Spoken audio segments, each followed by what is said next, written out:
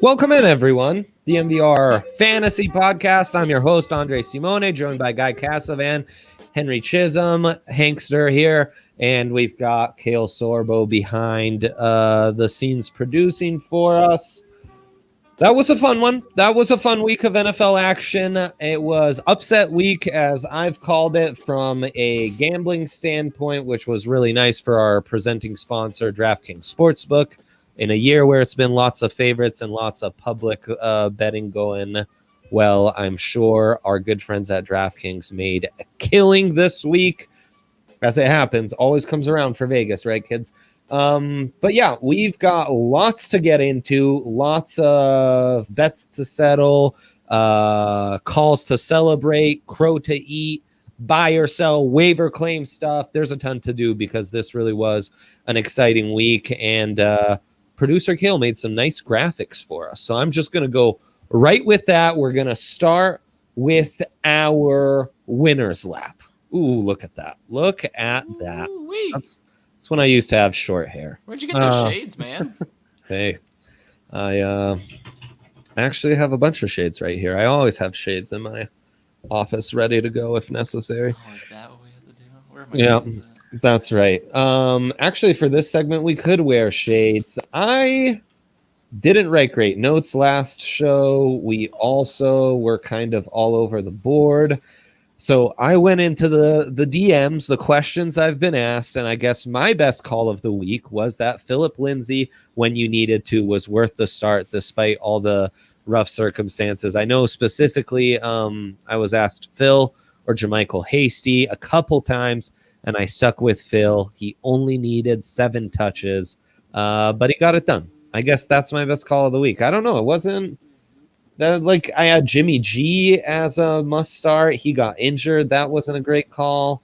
I had Carson Wentz as a start. That wasn't a great call. I mean, I don't know. Crow on that one. It wasn't a great week. Yeah, I'll have a lot more to say on my eating crow. So there you go. Philip Lindsay never steers me wrong. Truly, I've never predicted something about Philip Lindsay and him make me feel like an idiot, unlike all the other things I say, which I often feel like an idiot about. So there you go. That's mine. Guy, go ahead. Start us off.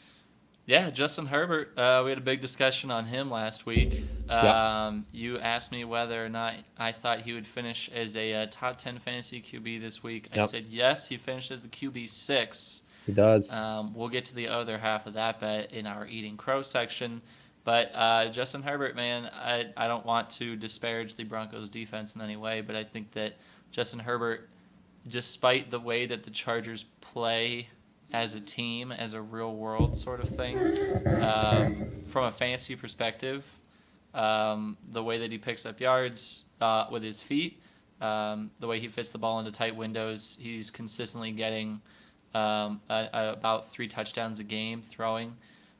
So yeah, I think he's a pretty safe play at this point. I'd say he's right there at the 5 or 6 in terms of safety, with guys like Patrick Mahomes obviously ahead of him, Russell Wilson. Those obviously the top 2.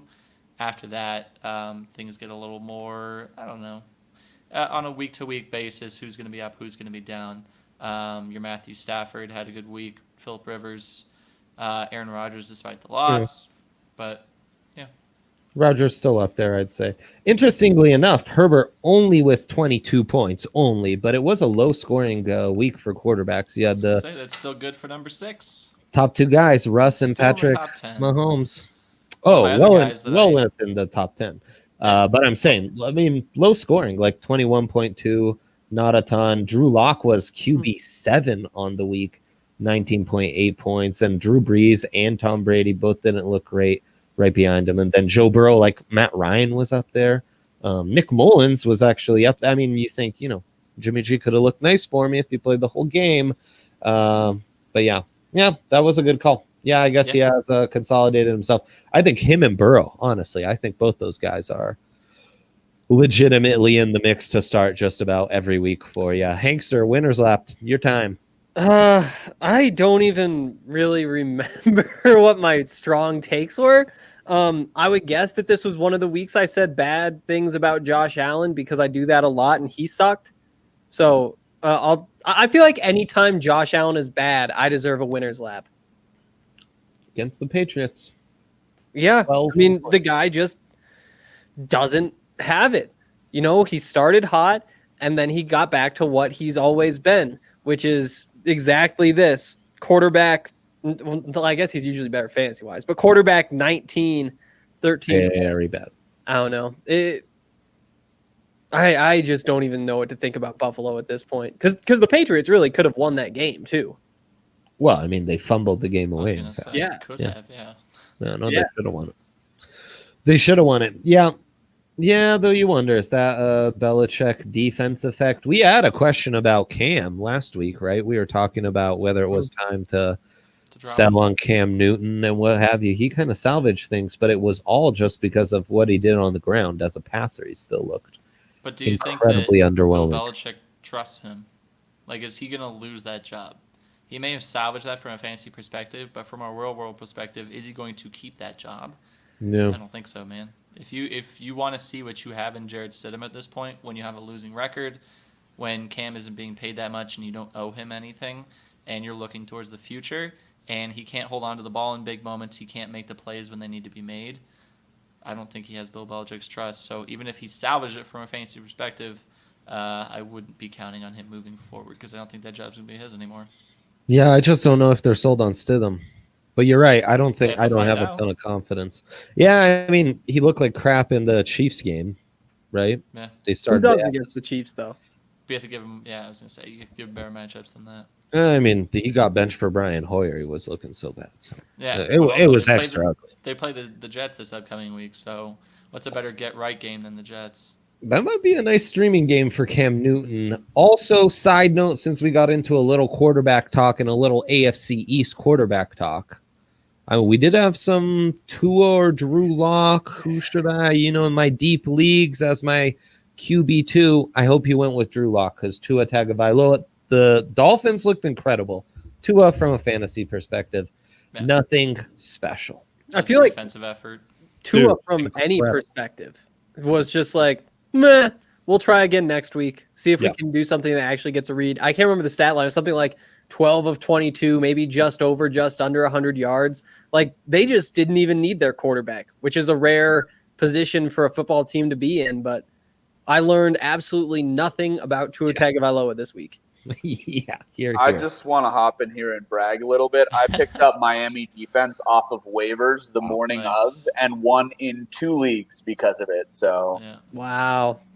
I What lost a in some call matchups against because the Titans defense against the Bengals getting me negative 3 points.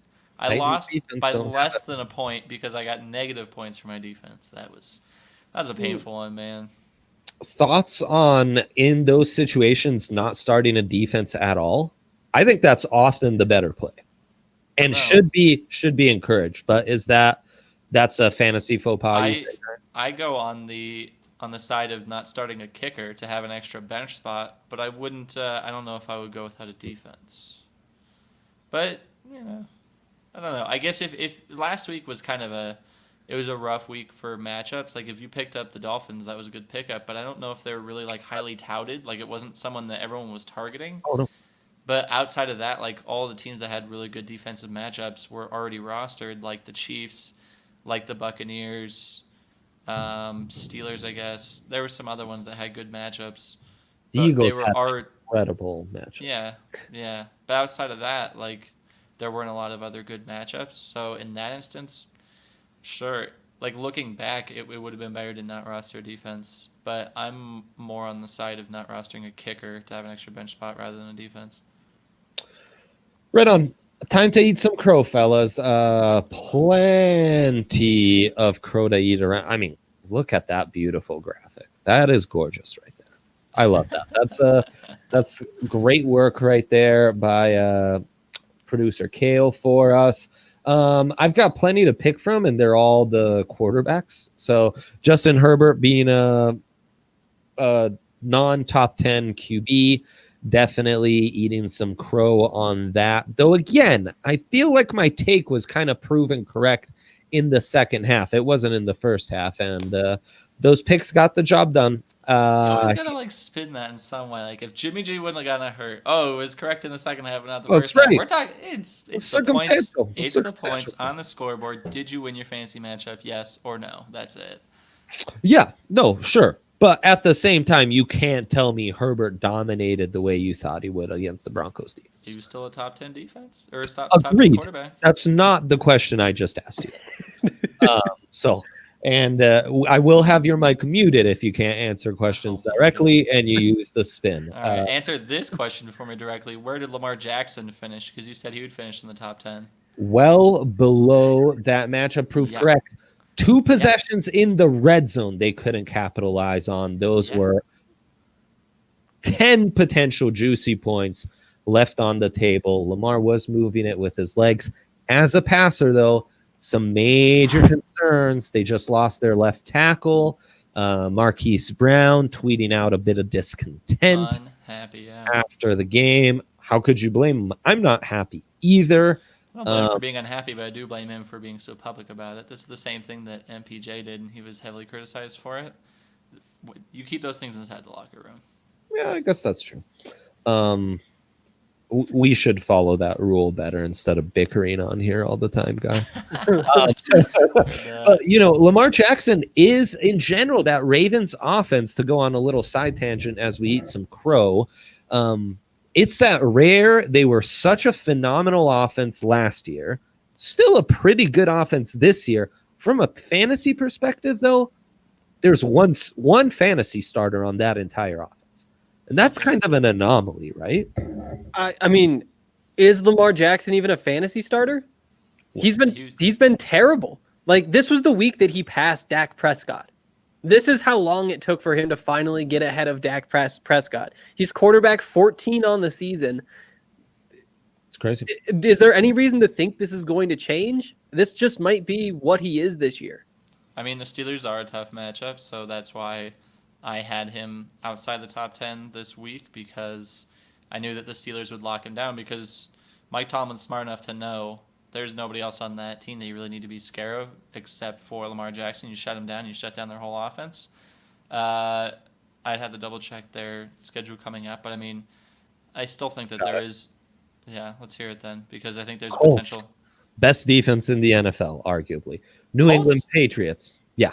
I would have Bears, Bucks, probably Steelers, and then Colts, but go on. Top 5 defense.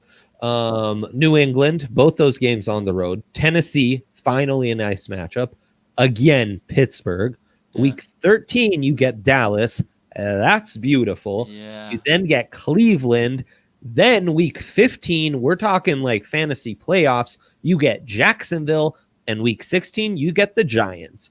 So it gets rough for a month, and then November, come that final stretch, so you might actually get to feast on Lamar. If you're in a position where you pretty much are like set for the playoffs, picking him up or trying to trade to for really him. Look, that's what I'm saying. Trading for him, like positioning yourself in the playoffs, that could be huge, because he's not going to lose his job. And this isn't an instance where I remember last season they were so far ahead that I think in week 16 or 17 they benched him because they didn't need to win the game, right? Yeah. So you were almost penalized for him being too good last season. Exactly. And this year the Steelers are undefeated. They won't win their division. They won't be a 1 seed. Yep. And because there's 7 teams in the playoffs, there's only 1 team with a bye week. So everyone's really vying for a position now. So. Wow. Okay. I love that we got on this side tangent. It's beautiful. We don't have this graphic because I'm jumping the gun real quick. We'll get back to you guys eating crow. Would you rather, let's play that with Lamar Jackson right now. Off the top of my head, would you rather, and this is where we're trying to find some trade candidates for Lamar, right? If you wanted to do exactly what you just suggested, Guy. Would you rather, I won't put Herbert in there, let's say Josh Allen, Deshaun Watson, Ryan Tannehill, or Lamar Jackson? And I can get into the schedule of any of those guys if you want to dig in a little further. Tannehill's actually been having a really good season. Dude. Really good season, but like he's at least top 10 on the season. Yes. Yeah. Yes. And that's a guy that you could have easily gotten off the waiver wire. Oh, 100%. Yeah. Lamar Jackson, you had to draft in the second probably. Yeah. And they're in shootouts every week, as your Tennessee defense pickup showed you. They're always in shootouts. I would say Deshaun, Tannehill, Lamar, Josh Allen. I'd go. Deshaun has the wheels. He can get you that rushing, which I Yeah. think is imperative for a good fantasy quarterback. You need that rushing potential. Tannehill has, like you said, shootout, and he's just been solid. Lamar over. Right. That's just the best of the rest right there because Josh Allen's just trending down. Yeah, it's Deshaun Watson to me, and then Ryan Tannehill right behind him. Josh Allen, Lamar Jackson. I think I'd go Josh Allen, but What? it's tough. After all the Dude, trash you've Lamar talked Jackson about. has done literally nothing this season. Calm down. He's been fine. He's been quarterback 14.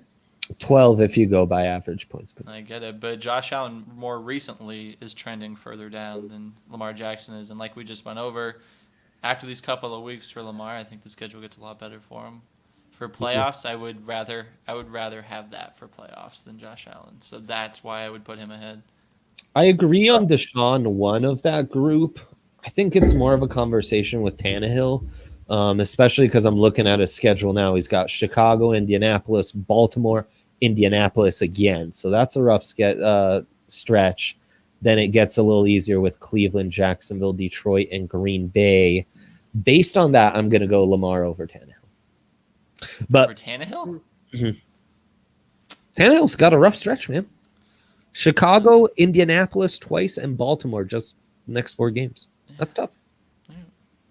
Okay, beautiful. Hank, go ahead and eat some crow for us. I mean, again, I'm not too sure on particulars. I can say that I lost again in my fantasy league, which means that how many weeks is this? 0-8 now. It's been awful because of Lamar Jackson, because of Michael Thomas, because of who knows how many other guys. Let me actually just pull this up because I think that it's important that everybody knows. I seriously am doing my best, but I don't have a chance. I lost this week. Loading. 85-55. Wow, It's 55? Yeah, it's terrible. Yeah. Lamar Jackson, DeAndre Swift, Mike Davis, Kenny Golladay, Cooper Kupp, Schultz, Robbie Anderson, Tampa defense, Boswell the kicker. And on my bench, I had my best performer. I guess Chase Claypool got the touchdown that saved it on the bench. I could have put him in. Albert O, I should have started. But without Miles Sanders, without Michael Thomas, with Lamar Jackson doing this, it's just been, there's nothing I can do. Like, this was just another average week for me. Yikes. Wow. That just made me sad. It's been off. It's not even fun. Okay. It's fun for us, though. I mean, I guess. I don't know. That seriously just made me sad. So, Guy, go ahead and salvage it for us, please. With eating crow, I mean, I'll salvage it by disparaging myself a little more. There you go. I'll give myself 2 to eat crow on. 1, Brandon Ayuk. I said that Brandon Ayuk would be irrelevant once Deebo Samuel came back, and I also said he didn't have the skill to take over that position. A long-term eat crow. I love it. This is like eating crow from a take 2 weeks ago. Beautiful. Good for you. This is like 3 or 4 weeks ago, and I've just been wrong. Love it. Way to hold yourself accountable. Yeah, these last 2 weeks, 17.5 and 23.1, and it's only looking better for him. It's been great. And the thing is, he's producing with Nick Mullins or Jimmy Garoppolo. Yes. And Deebo Samuel doesn't look like he's going to be back anytime soon.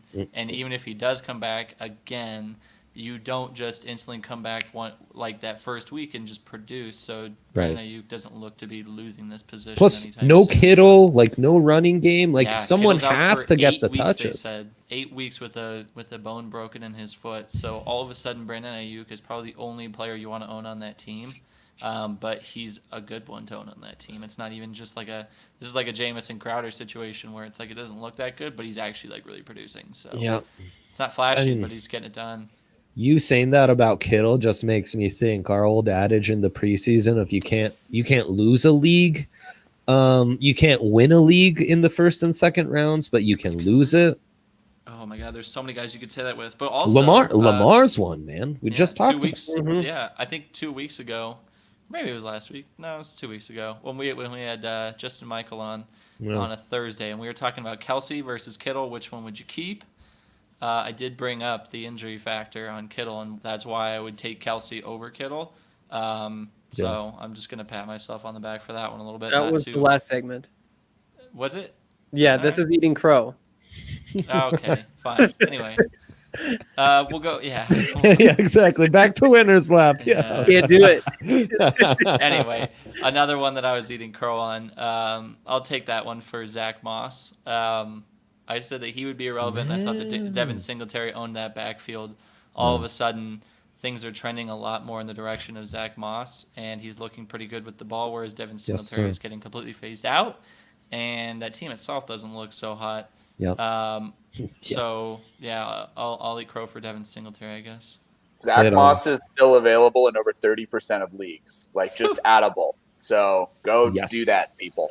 Yeah. That's top waiver wire ad right there. 100%. We'll get into that too. I actually had in my notes I need to eat some crow on Ronald Jones. Ronald Jones against the Giants. I thought they'd blow him out. I thought they would milk the clock and run the ball. Ronald Jones basically gets put in the doghouse 3 touches into the game on just the worst play. This tip pass by Brady that he has to get on his knee to catch. But then when he's on his knee catching it, he's not down, so he tries to get up. Stupid Blake Martinez comes in, pops the ball out, fumbles it, and then he's in the doghouse the rest of the game. Great. Anytime I go out on a limb on Ronald Jones, it's the one game Leonard Fournette does well. Make a note of that. Leonard people. Fournette did well, so I definitely made note of that. I lost Who's by 2 starting? points. Who's even starting Leonard Fournette in leagues anymore, man? I don't know, man. If I could get my hands on him, I would. It's horrible. Well, we'll get into that in just a second then. So we're going to do some buy or sell right now. And we might as well kick it off with that messy old backfield in Tampa Bay over there, where I don't know what to make about the Buccaneers. Their defense is good. That offense is a mess. So I guess it's a 2-part buy or sell. It's a buy or sell that what we saw against the Giants is what we'll see the rest of the year.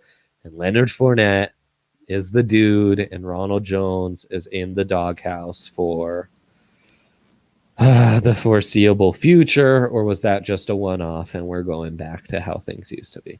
I think it's buying. rotation. I think that there will be some games where it's Ronald Jones or some games that it's Leonard Fournette. If one of them fumbles, I think that you probably take him out. If one of them breaks a big one, you probably leave him in.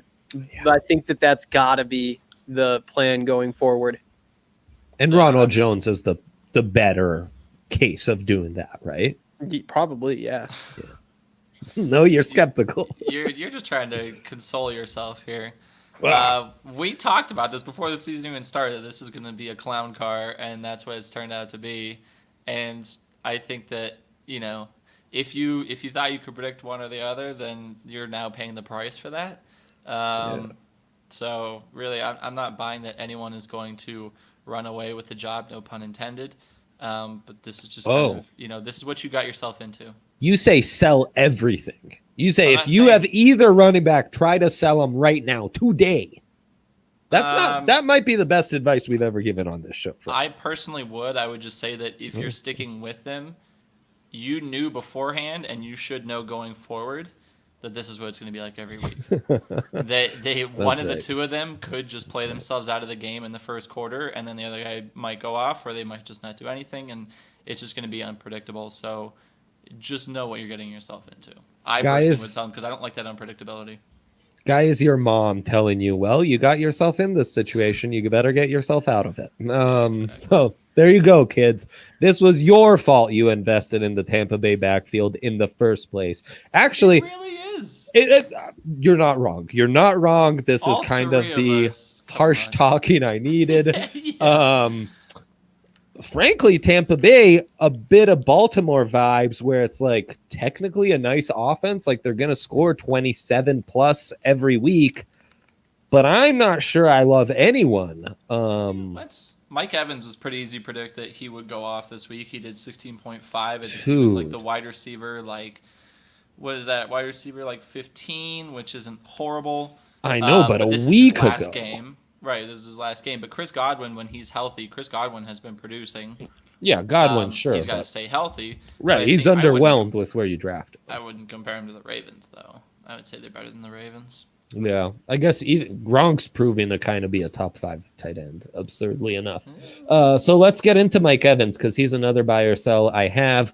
Buy that Mike Evans. Okay, thank you. Yeah. Yes. I'm just going to preempt that. We talked about this last week. About Take advantage, right? Take advantage of this nice week. Exactly. When Chris Godwin is in the game, he's averaging like 2 catches for like 14 yards, which has been 4 games this season. Yes. And when Chris Godwin is out, he has a really good week. So this was the last week that Chris Godwin was going to be out, so you take advantage of that. Now Chris Godwin's back, and not only that, Antonio Brown is about to start here in week 9. So that tanks Bingo. Mike Evans' value even more. So that was the thing, was if you were going to keep him for last week, then you're going to get your one good week out of him, the last good week, and then you try to sell for whatever you can at this point. But yeah, I was trying to warn people a week ago this is going to be his last good one, and you should be selling. You should already be laying the groundwork to sell him. Don't you guys think Antonio Brown will kind of hurt Chris Godwin's stock too, though? That's what I was. Think so, no. I don't know what to expect from I would just say Antonio that Brown. Chris Godwin coming back from an injury is going to have a difficult time just because of the injury, because he was injured, came back, re-injured, so this is his 3rd time coming back. That's going to be the problem, where they're going to try to be careful with him.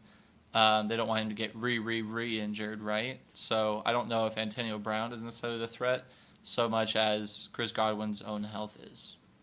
That's the one day this podcast will be big enough where you bring up a re injury and we play Rihanna because she goes by Riri. Okay, next up, you talked about him already while you were eating crow. Brandon Ayuk. I think we're all buying, huh, fam? Yeah, especially since George Kittle's out for 8 weeks, which is basically the rest of the fantasy season. Because if he comes back week 17, unless you're one of the few that has a championship week 17, then that's not going to be relevant for you. Yeah. And then with the running back situation, as much of a mess as it is, Deebo Samuel not coming back anytime soon, then yeah, I'm definitely buying Brandon Ayuk. Especially on top of all that, Jimmy G goes out, but he still produces with Nick Mullins, so I don't see any reason not to buy into that. And he's been trending up. This isn't a flash in the pan. This isn't just 1 week, so. Yeah. And he's a rookie. And so it kind of makes sense that he was a slow starter. You know, it's very easy to look at the path that he's taken and explain it based on the circumstances and expect for him to continue to keep doing what he's been doing. Yeah. Injured too. So the slow start, like the way he's played despite starting the season injured, has been really impressed. Yeah, I'm frankly loving the kid. He's doing some incredible stuff. In fact,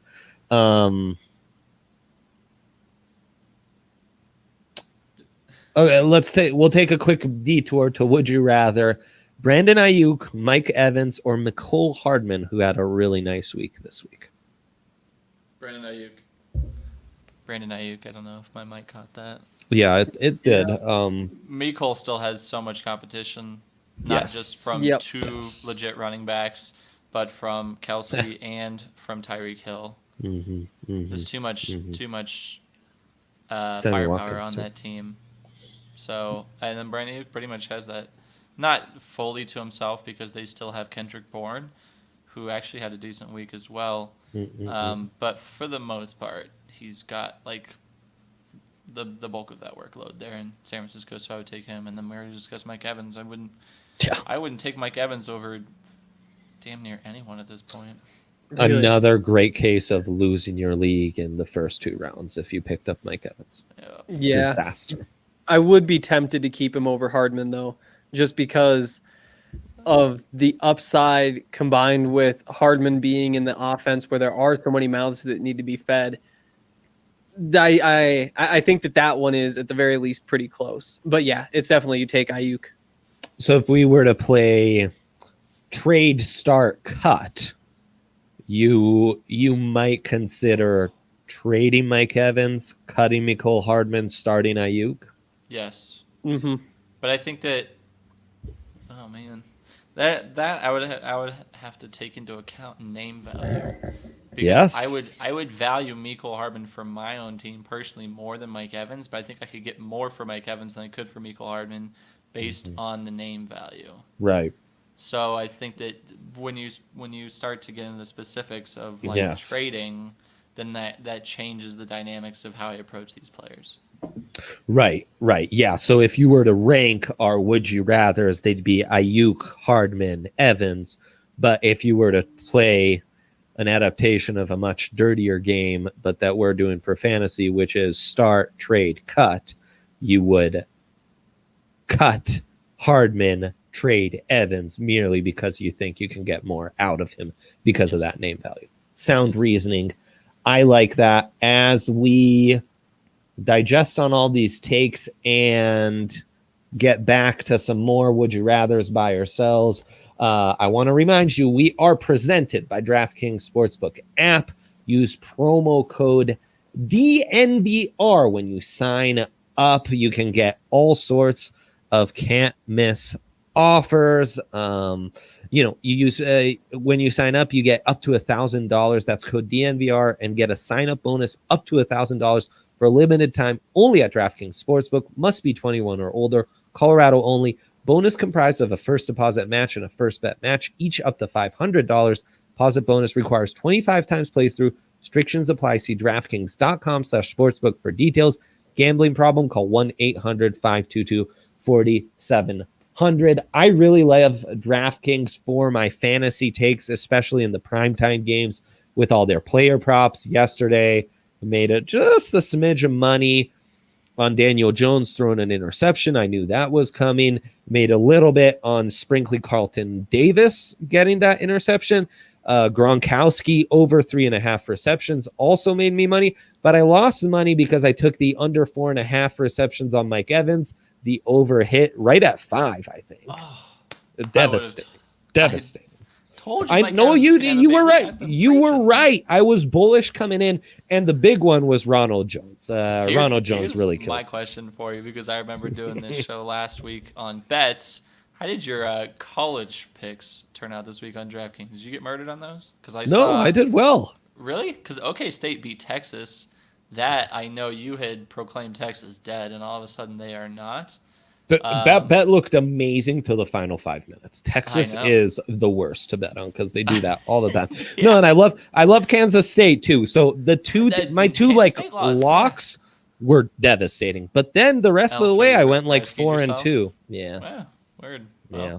Well, I was watching college football, and I just remembered those two specific takes, and I was like, Andre must be getting killed right now, and you weren't. But I mean, DraftKings just makes watching football fun, man. When you have like so much action going on, like these are teams I would never normally pay attention to, but all of a sudden, once there's money riding on it, makes things a lot more interesting. I just need to get in on this. I'm a new sports bettor. I've only been doing it for 2 weeks, and it is so fun. Yeah, it's like when you first discover fantasy football. It's like just another reason for watching all the games. Like that Cowboys-Eagles game was one of the worst things I've ever seen with my eyes. Couple dollars on it. I think I'd bet no more than $5. It was incredible. So much That's fun. all that matters. It was beautiful. It's really true. Yeah, I'm so glad we're all getting into that. Okay, back to buy or sell. I jumped the gun with the would you rathers, but it was fun with the Ayuk and Evans conversation we just had. But I did throw Mecole Hardman in here as a buy or sell because he does have this big week against the Jets. Then again, no Sammy Watkins, so he got a lot more touches, and the Chiefs have been, I don't know, that they've almost got senioritis. Like the fact they had no preseason, they've used matchups against the Broncos and Jets as kind of a way to experiment and implement new things. Hardman looked great in those experiments. I don't know how much I can take from this, though. Also, Le'Veon Bell, you guys were right. I should have ate crow on that a segment ago. He's looked outstanding. Holding. I know it's kind of a. If I had to, I would say sell if I was forced to choose one of them. I think that against the Jets, this is kind of an outlier of a game. Totally, man. but I do think that, I don't know. I mean, coming up, Carolina, they have a decent defense. Then they go on the bye against Vegas, which that's always a feast for points.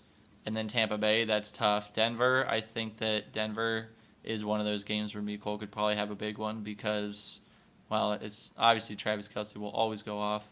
But it seems like one of those ones where if they get ahead, Tyreek Hill, they need to rest him because he's been nursing some injuries. And then after that, Miami, New Orleans, Atlanta. I don't know. It's kind of it's an up and down schedule, but I think that playing the Jets is just, I don't know how much you can. Yeah, you can't read into it. That's why I was thinking he'd be a good sell candidate. You know, if someone was desperate, you kind of try to use him as a target. Henry, I see you nodding your head. You're in agreement. If somebody wanted to buy him, then you definitely sell him. I just don't know who that would really be at this point. Again, he's one of those boom or bust players. Like, and at this point, he's wide receiver 41. Like, that's just not a guy that really has all that much value in my mind.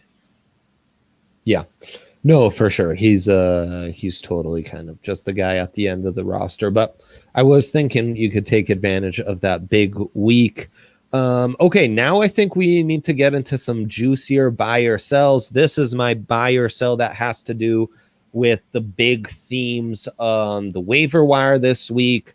So we're going to start with Zach Moss. You buying or selling Zach Moss as RB1 in Buffalo? Buy, yeah.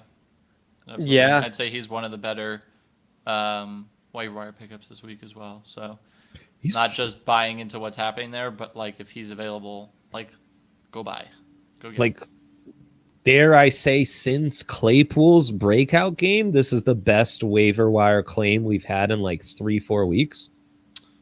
Yeah, and if somehow DJ Dallas is still available on your waiver wire, because that's the other one. Yeah, he crushed it this week. No, I like Moss. I mean, Hank, you covered this guy in the Pac-12 as a Buffs reporter, a real stud in that Utah backfield. Now he's doing it right again in Buffalo. Yeah, and Buffalo's needed a running back. Like, they don't have the guy, and now Zach Moss has a chance to prove that he is, and we'll see what happens, but I do think that if you have the opportunity to grab him, you have to do it. Also, your takes on Josh Allen can be piggybacked off of this because Josh Allen struggles, means you need to run the ball more. Suddenly, Zach Moss probably be relied on even more. I really like the Zach Moss pickup. They go up against the Seahawks next week, too. So beautiful. I don't know if you know this, but the Seahawks can be run on. Beautiful. Yes. Remind people of that because there is still a little public perception of, oh, no, the Seahawks are a good defense. Wrong. They're a terrible defense. 5. You can feast on them. Oh, yeah. If I see Atlanta, Dallas, Seattle, the Titans, I'm just like, I'm giddy. Cleveland, giddy. Okay, DJ Dallas, you're buying him as well. Guy, you mentioned him as a waiver wire. Yeah, I don't see why not. This is the point of the season where if you're in the middle of the pack, it's like it's a race. You like every win counts. You have to do anything you can for every single win. If you're like a 7-1 team right now and you can just look ahead to the playoffs, you probably shouldn't be making a move for this guy. I think you should be looking further, for like a Lamar Jackson, like we said. Yeah. But for a lot of other people, this is like make or break time right here. Like whether or not you make the playoffs is based on these next couple of weeks.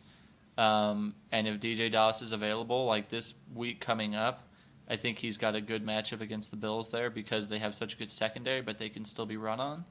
And against, with the Seahawks and the Bills playing each other, I think that has potential for a higher scoring game as well because the Seahawks on their side will give up so many points. So DJ Dallas, I don't see any reason to doubt him. And if Chris Carson is out again, which it sounds like he's going to be, and then Carlos. What's the long-term outlook on that injury guy for Carson? I have to double check it. It's like a changes every day sort of thing. Right. But right. Also, yeah. I like with what's available on the waiver wire between him and Zach Moss, those are pretty much your only real viable pickups in terms of running backs at this point. So if you really need help, if you're desperate, then this is you kind of have to go all in on this one. To me, Zach Moss is very clearly ahead of DJ Dallas, though. Yeah, because right. you know, just going through the numbers, even 18 carries for 41 yards. That means you're not going to be getting 18 carries when Carlos Hyde or Chris Carson is back. And so while DJ Dallas might be a nice guy to add to patch something for another week or 2 weeks or however long they have to keep giving him touches, I think he's just more a product of those touches than somebody who they're going to be trying to get on the field going forward. Yeah. You are not wrong on that. He was RB4 on the week, but a lot of that was the 2 touchdowns on limited touches that he got. I guess another couple guys that could be intriguing, probably not for listeners on this show, but J.K. Dobbins is still available in leagues, and I think this is kind of like it's time to jump on him. Yeah, but so Chris Carson, it looks like they're saying he's like uncertain for week 9. Like, I don't think he's gonna play. It's gonna be another game time decision. Friday they're gonna have him quote unquote test out his foot, but that means that he's not gonna practice all week leading up to the weekend. You're gonna be sitting there on game day wondering again. I think that the Seahawks in the position that they're in, I don't think they feel the need to force him back, and I think they'd rather keep him healthy. If they were more of a middling team, they would be more inclined to push him back. But they don't really need to right now, so I think they'll play it safe with him. But with guys like Joe Mixon, they're going on bye, and then Joe Mixon will be coming back after the bye. So Gio Bernard is losing his relevancy, even though he had a really good week this week. Phenomenal. He's not going to be relevant after Joe Mixon comes back, and then you have your other options as well. That I think that DJ Dallas is your fill-in if you're still hurting there, because Aaron Jones, I don't know if he'll come back this week, but Jamal Williams is certainly out. So Jamal Williams isn't a guy that you can utilize this week. And A.J. Dillon. Yeah, him too. So and then there's the one Packers. more guy. Oh, Boston Scott is like he just had his last week of relevancy Right. as well, because I think Miles Sanders will be back.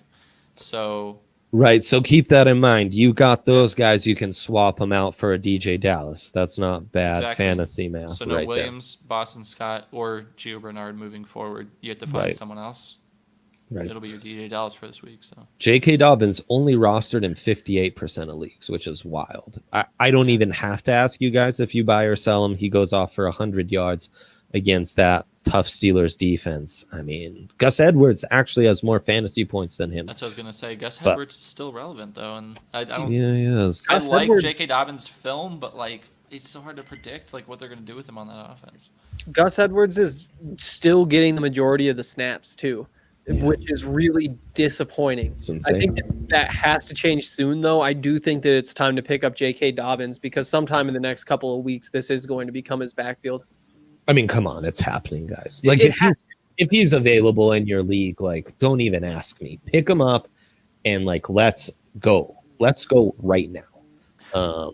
And no more messing around. A couple more just on the running back front. Wayne Gallman, who I thought looked pretty good.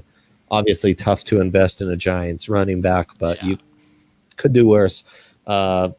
Worthy of the eye roll from Guy there. Damien Harris. I already know you're buying, Guy. I already know you're that was buying. the other one I was gonna get to.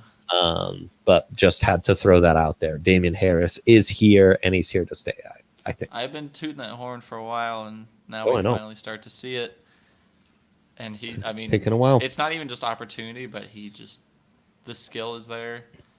And when Bill Belichick trusts the guy, he trusts the guy. So I like his opportunity. Yeah, for sure. So if we were to rank those, Zach Moss 1, even if we include Harris and Dobbins? Yeah, it's close, though. Yeah. I still think that he has the edge just because it's easier for me to see him taking that job. Because I think that while you definitely should be giving the job to J.K. Dobbins, you should be getting him on the field, weird things have been happening with those running backs, and that's why he falls to number 2 for me. You know what? I think Dobbins is 1 on that list for me. Really? Yeah, I think it's Dobbins 1. It might be Damon Harris 2. but I think it's Zach Moss. I'm staying Zach Moss 2, Damien Harris 3, just because I like Damien Harris. I do semi-believe he's the first guy to have a lock on that Patriots backfield for the first time in a while. But, dude, they just, like, mix it up so much. I'm reluctant to trust it. What's your take on that guy? How do you rank those 3? I'll go Zach Moss. Man, I'll go Damien Harris 2, and then J.K. Dobbins 3. Man! Dude, Gus Edwards is like Hank said, he's still getting the majority of the snaps. I can't trust him yet, man. Like I've seen the tape. I know the skill is there. I just don't really understand the offensive scheme at this point and what they intend to do with him. Yeah. Whereas Damien Harris, I think he stands to have more of an opportunity. Even though, like you said, Bill Belichick likes to mix things up. I think that things are trending more in Damien Harris's favor rather than J.K. Dobbins, so I would rather have him. Call him Grumpy Gus, because that's how he makes J.K. Dobbins owners feel. Okay, to close out some buy or sells, Curtis Samuel had a nice game. Boy, he looks quick and seems to fit well in that offense, but he's also a bit of a gimmicky player. Yeah. Buy or sell who Curtis Samuel was this week? I'm going to sell. I just think that game was just a weird game. Yeah. Like, Teddy Bridgewater was getting brutalized. Robbie Anderson didn't really have a chance in it, and I don't think DJ Moore really did anything either, did he? I don't have him in any leagues, so I don't remember specifically, but just a weird game, man. I expected it to be higher scoring on Thursday night, but just the way they were treating Teddy Bridgewater was like they were trying to injure him. Like, they were, like, kicking him. They were hitting him while he was down. Like, it was terrible. It was awful. Yeah, so Curtis Samuel, he had a decent game, but I'm not reading too much into it, man. Yeah, I mean, it's 7 touches. Coming back soon. Yep. And when that happens, you're not seeing him in the backfield anymore. He's not running the ball. And who knows, he might not be on the field as a receiver as much either, because they might be trying to keep Mike Davis on the field and putting him in the backfield with Christian McCaffrey at receiver. So I'm not buying it at all. Yeah, so it's a bit you guys are saying take advantage of this big week, try to sell them in the dynasties I own them in. Yep. Noted. Okay, buy or sell. This is similar to the Ronald Jones Leonard Fournette double buy or sell. Buy or sell Jonathan Taylor, Jordan Wilkins have switched as RB1 in Indianapolis. This was a tough week for Jordan Taylor owners who've waited and waited and waited. And Jordan Taylor, we've said he's got the touches, so it's Jonathan. Old Seriously. School. Away, old Hank, school. wow. You've been doing that for years. I've been doing that literally for years. That's Jordan Wilkins, though. Wow, that was like your way back draft podcast, the name that you never got right, because it was That's always true. Jordan Taylor. Back when Jordan Taylor was still a name that people remembered. That's how Right. that was. Right. Jonathan Taylor, we've said all along, he keeps on being a safe play because he's got the touches. Well, this Sunday, those touches were no longer there. So what do we do with these guys? I'm not buying into either one of them. It's a stay away. Yeah, Jordan Wilkins, prior to this, I mean, he had his bye week last week, but before that, negative 0.1, 0.1, 4.1, 5.5, 4.0, and 0. So not good. This is the definition of a flash in the pan. But he wasn't getting touches. Sure. He had 9 touches, 9. So he was getting them in weeks 2, 3, and 4. And then they phased him out again. And this is all without, because week 1 was when Nyheim Hines got hurt, right? Or no, Marlon Mack. Oh my God. Marlon Mack. Yes, thank you. So this is all without Marlon Mack. So like he had his opportunities there for a stretch. Jonathan Taylor, it sounds like he has a foot injury that they might be keeping him out with. So that might be why he lost touches there. But I don't trust Jordan Wilkins to really like take over that job and really become anything like solid. Also, I guess this is a non-PPR league. The numbers I have, Jordan Wilkins, 19.3 points last week. Nyheim Hines, 18.2. Yep. Right there on his heels. 3 catches, 2 of them for touchdowns. I'm not trusting Nyheim Hines either. I mean, I think that backfield is just too That's what unpredictable. stinks about Nyheim Hines is He was supposed to take that over, man, and he didn't. And now, I just don't feel like I can trust him at this point. I guess I'm buying Jordan Wilkins as being the guy. So, like, if I'm in leagues where I need running back help and I can't get Moss or I can't get Dobbins or DJ Dallas or Damien Harris, I will be looking to him. Jonathan Taylor, I can't sell. Like, this is such a low point. I can't even encourage selling. You're not going to get a fair value for him. No, his stock's too low after that week, so you're stuck. You're stuck on a sinking ship, and you just need to hope it's not sinking. That's the disaster situation. You're in with that. So yeah, man, that's ugly. Would you rather? We've done 2 of these already. Darnell Mooney had a really nice game. He's kind of been a fun little speed factor for the Chicago Bears. Would you rather him or Curtis Samuel, who had that big week, or McCole Hardman, who we've already talked about? All kind of boomer bust speed demon guys. I just think that there's so many receivers that if you're stuck starting one of these 3, you are in trouble. But let's say you have maybe you're stacked at running back at the back of the bench. I mean, yeah, you'd better be. But wow, that's so hard. I have really liked Mooney, and I am totally bought in to Mooney. I'm just not sure that there's fantasy value consistently enough to keep him. I think I might go Hardman out of those 3. I think that's I would say Hardman's my number 3 out of the 3. Really? Just because of the competition there in Kansas City.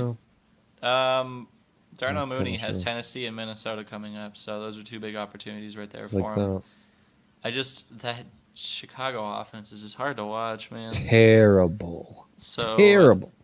If I didn't know what team he was on and I just saw fantasy production, I would be more inclined to go for him. But knowing that he's on the Chicago Bears really gives me so much pause.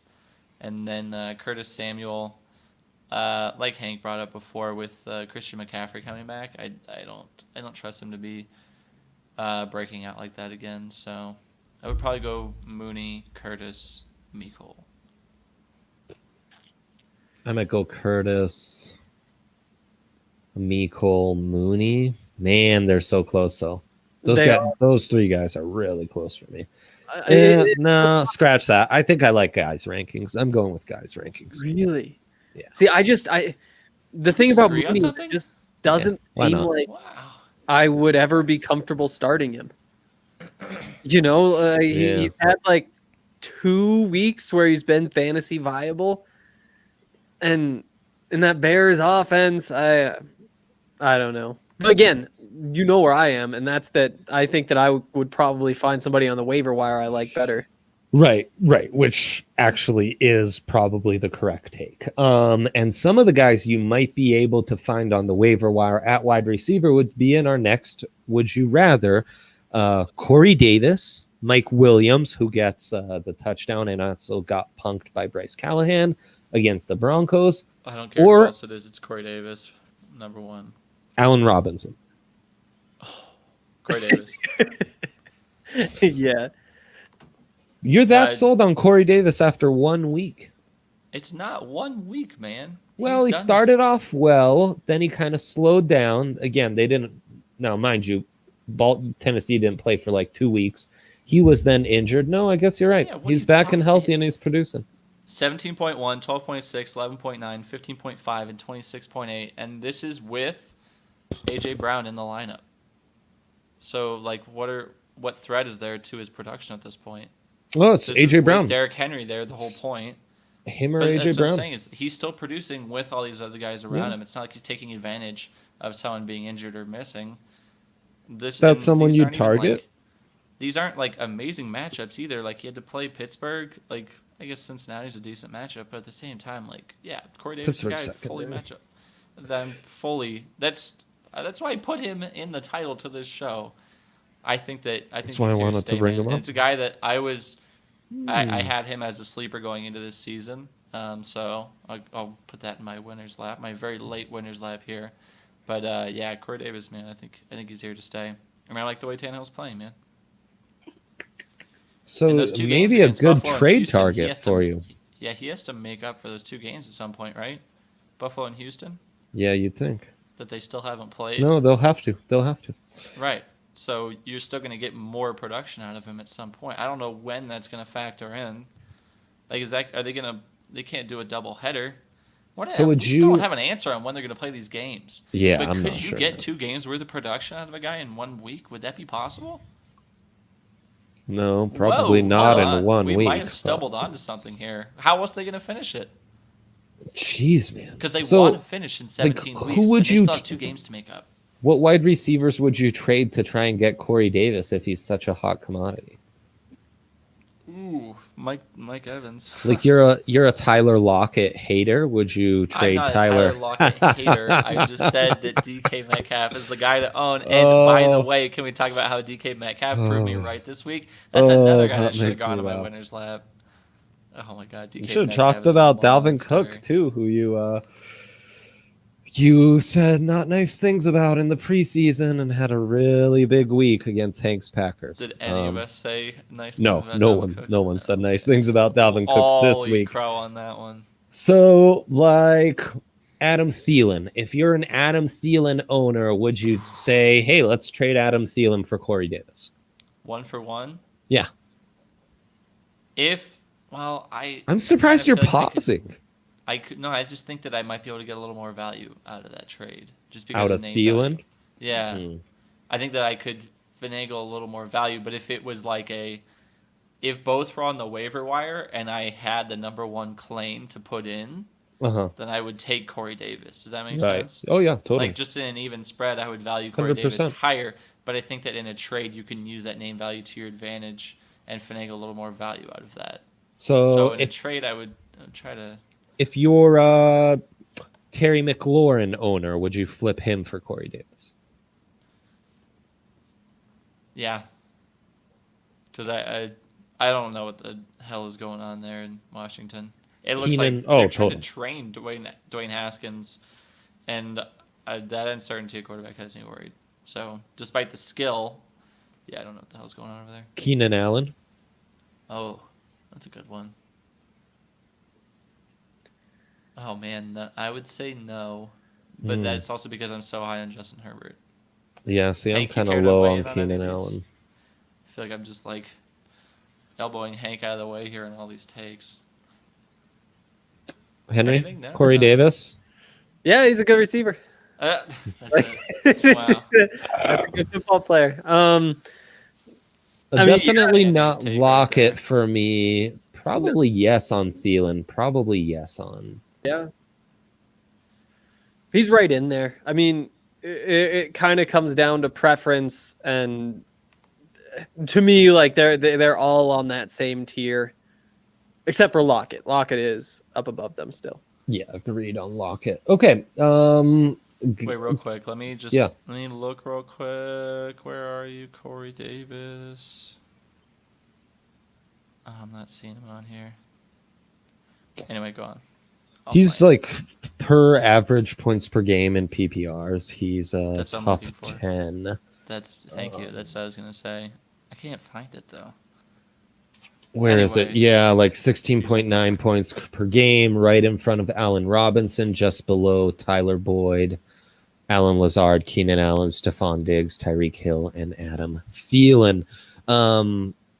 Kale, we have some questions. Yeah, right, he has the bonus 2 games, which I guess those factor into this. I guess that should have factored into when we were talking about Tannehill versus Lamar Jackson and Deshaun Watson as well. Interesting. Yeah. Just a few questions coming in. Yeah, So right on we'll us. start off with from Inceptivus_1. Should I start AB or Devontae Parker this week? I would say Devontae Parker. I think that the weapons they have in Miami are fewer, and I think that Tua, he was looking Devontae Parker's way in that week 1 start. He didn't have to do much because the Dolphins' defense was so good, but I think that he's shown that he has potential and he has a connection with Devontae Parker. Whereas AB, they kind of like Arian's already said, like he's our rescue wide receiver basically. He's the distant third option there. So AB against New Orleans, Devontae Parker and the Dolphins play the Arizona Cardinals. Oof. they don't have that good. Yeah, you got to stick with the sure thing in Parker. AB, similar to my approach with Tua and the Dolphins offense this week, still a wait and see. So that would be my approach for on that. Yeah. What else we got? Hank, you got anything, or are we moving on to the next question? Yeah, Devontae Parker. All right, I trade saw Hank feedback, nodding. please. PPR. Should I trade away Montgomery for Zeke? My other running backs are Kamara and Melvin Gordon. My wide receiver core, wrong spelling, includes Thielen, Kupp, Godwin, T. Higgins, Hollywood. He's 4-4, but on a 3-game losing streak. No. Man, No. I mean, I know it's getting rough for Zeke, but yeah, not Montgomery. It's just gotten rougher with DiNucci after we just saw from him. I don't think Zeke's Yeah. going to be involved in that offense like at all with DiNucci being so bad. I mean, he has to be. They have to run the ball. Like, You say they that, have but no they other haven't. options. But they haven't. Zeke hasn't done anything, and I think that, I mean, damn, if you're in that position, losing 3 in a row and going down to 4-4, like that's rough. But David Montgomery stinks, though. The Bears' offense is awful. well, I guess maybe it is that time, though. Maybe it really is. I mean, to me, they're like basically stuck in the same exact situation, and I trust Zeke a little more, but maybe I'm just getting stuck on the name value because you're right. Production-wise, the last few weeks, it's Montgomery. It's the clear answer. yeah, we got 12, 6.1, 8.3 in the last 3 weeks from Zeke, and this Yeah, is It's rough. that's since Dak has gone down. So yeah, It is rough. Those aren't even like RB3 numbers, man. Mm-mm. No, they're bad. All Anything right. else? LaVisca Ooh. Chenault or Cole Beasley? This is really a ceiling versus floor question. Yeah, it sure is. And, you know, Cole Beasley, like, is that Buffalo offense enough to sustain 3 wideouts? But there's no Gardner Minshew now, so Visca's stock is kind of plummeting. Yeah. that's a rough Oh, one, man. boy. Yeah, so you probably got to stick with Beasley. Well, those both look like waiver wire drops to me. Yeah, pretty Can I much. take neither? Pretty much. Yeah. In a pickle, I guess it's Beasley, but Like yeah. Darnell Mooney, Curtis Yeah, Samuel, neither. Mecole Hardman. If you could pick up any of those, I would take them over either of those two guys. So I would say neither and just drop into the waiver wire. Beasley's I'll- playing the Seahawks this week, and so that definitely gives him the edge, in my mind. All right. We already talked about the Zeke thing. Quick hitters, these last two. Lockett or Metcalf? You We already know the have- answer. We have a year-round bet on this. I've said Lockett. Guy says Metcalf. Henry, where did you fall on that? You're in the Lockett camp? Dude, Metcalf So there just you go. scored like That's how I 43 spell that. points this last week. I know. Yeah. He was insane. And he's And, still uh, wide receiver 3, while Lockett's wide receiver 1. Ooh, I Corey like this Davis question. and T. Higgins are on my waivers. Who to target? This should be obvious. Yeah, Corey Davis. Corey But Davis. those are both. If you get either one or both of those guys, I would be like those guys should be rostered in 100% of leagues. I can tell you that much. Yeah, but neither's wide receiver 1. Tennessee's offense has been the more consistent one, but it is kind of a toss-up, which really goes to show you how close they've been. Well, fellas, that's going to do it for us. Thank you for your questions. Thank you to producer Kale for the added graphics and everything. We will be back audio only on Thursday. Get your questions into us on Discord. Find us on Twitter. You'll see the podcast post for this episode. So get into that. Subscribe to the DNVR and support us and all our reporters for that great content to get access to that. We'll be back and we'll do more start sits and other stuff on that show. So tune into that. Subscribe to our podcast feed on iTunes Podcast and others. Leave us a review if you can. That really helps us out for people being able to find the pod and what have you. Thank you, fellas. We will be back on Thursday.